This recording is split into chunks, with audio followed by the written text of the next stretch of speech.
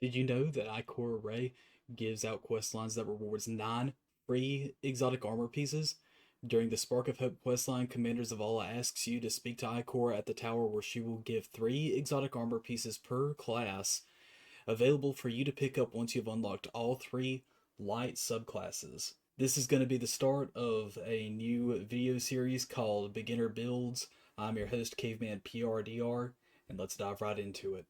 But before we do, please consider liking the video and subscribing to the channel, as both help out me tremendously as I make content for you guys. Thank you. Let's get on with the video. Hello guys, welcome to another episode of Beginner Builds. I'm your host Caveman PRDR, and today we're going to be taking a look at the Contraverse Hold Void Warlock Gauntlet Exotic with Armor Perk Chaotic Exchanger, resist incoming damage while charging your Void Grenade. Charged Void Grenades return grenade energy on hit.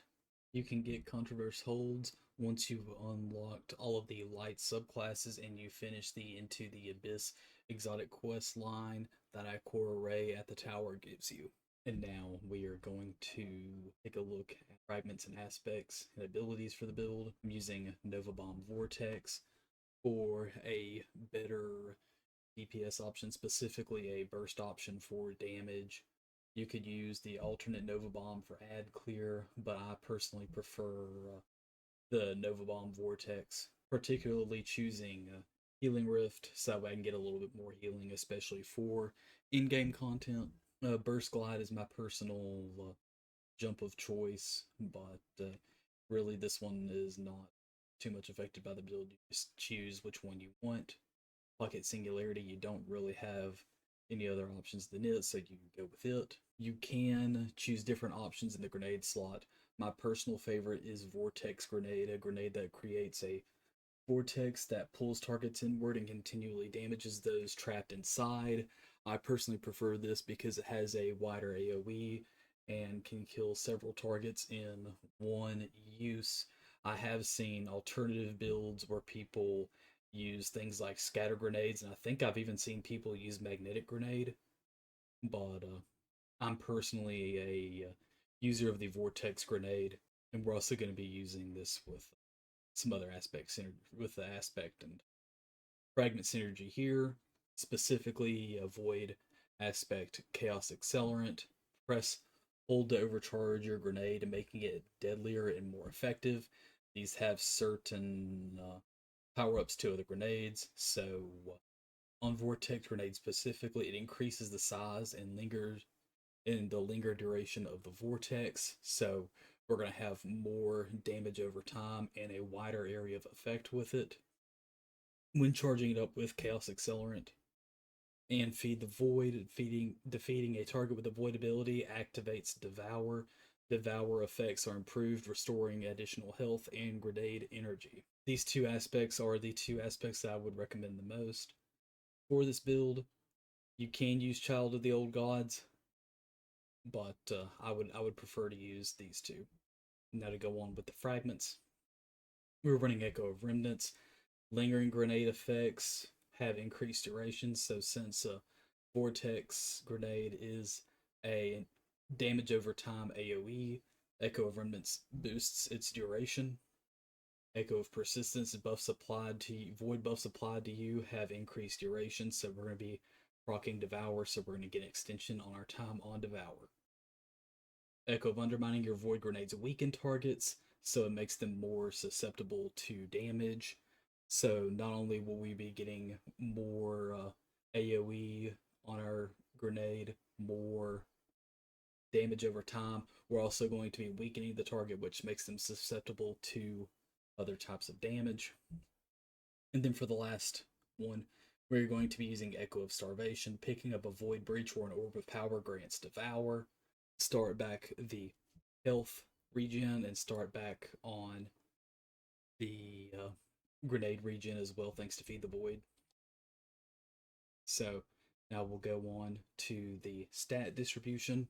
You want to run as low as mobility as possible. Mobility on Warlock does not matter too much. You do want to run ideally tier 10 resilience because of the 30% damage reduction in PvE. For the recovery stat, you generally want to run high or you want to run moderately high to high recovery, as this is tied to your class ability cooldown and also your recovery rate and speed at which you regain lost health. Discipline, you want to run moderately high to high on it as possible because this is going to be your grenade ability cooldown. On intellect and strength, I run fairly low. Intellect is going to be tied to your super ability cooldown.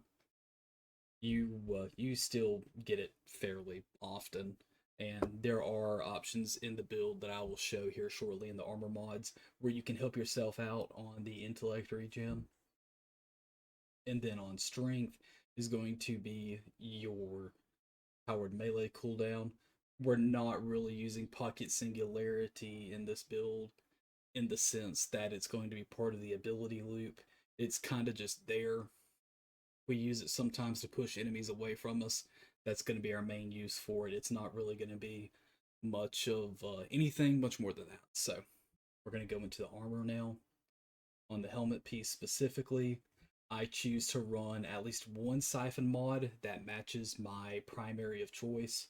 I generally like using void weapons for this build, so I prefer harmonic siphon myself.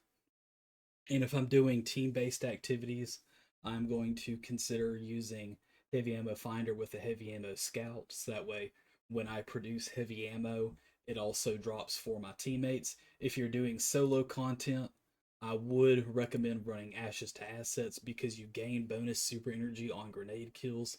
This helps supplement some of your cooldown on your intellect because I'm running low intellect here. You can use Ashes to Assets to supplement your low intellect cooldown. On the arm piece, the most important thing to run is grenade kickstart, so that way you can get a little bit of a cheat back onto your cooldown once you actually use the grenade for activities that I'm using a particular build for Onslaught. So right now I'm running Harmonic Reloader. If you don't want to use Harmonic Reloader, I would recommend Bolstering Detonation. Grants class ability energy when you cause damage with a grenade. On the chest piece, I recommend maybe one or two resistance types and then one reserve type of your choice, depending on how much room you have here in the slot. On the leg piece, I personally am running double void weapon surge because I'm using this in Onslaught and I want a little bit of extra damage on my void weapons. You can go a different route if you want to. You can take off the void surges if you want. You can use stacks on stacks, and then you can maybe combo with innervation, which is reduces grenade cooldown each time you pick up an orb of power. And then maybe you could use insulation, reduces class ability cooldown each time you pick up an orb of power. This is an alternative setup that you could use if you don't want to use double void weapon surge or double weapon surge. That matches your heavy or um, preferred ad clear weapon for your primary. Whatever you want to do there. Right now, in particular, I'm just running double void weapon surge. And then on the class item, I am running time dilation. Your decaying armor charge has a longer duration. And then I'm running double bomber, reduces grenade ability cooldown when using your class ability. So that way you can give yourself more help on the grenade regen.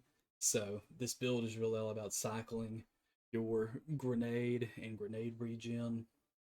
And like I said, the alternative mod usages, you can cycle your grenade ability, and use kills from that to supplement your intellect cooldown. This is a very good way to go. This build in particular is in-game PvE ready. I've used the alternative versions of this build where I'm using my grenades to get kills to decrease my cooldown on my super. This is in-game ready. I used this in GMs when I was running GMs a lot back in Witch Queen. This is an in-game viable PvE build. If you have any questions, let me know down in the comments section below. If you have any other alternatives, or even if you use Contraverse Hold and maybe you use Scatter or Magnetic Grenade, if you have used those on this exotic before, let me know down in the comments section what your preferred way to build on those is. I would be interested to know. Thank you for watching, and as always, have a good one.